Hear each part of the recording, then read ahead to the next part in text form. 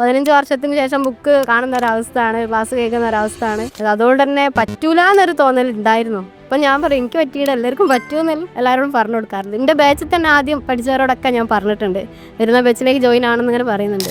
പായസം നല്ലൊരു വീട്ടമ്മയല്ലേ, വെറും വീട്ടമ്മയാൽ പോരാ, ജോലിയുള്ള നല്ലൊരു വീട്ടമ്മയായിരിക്കണം അല്ലേ.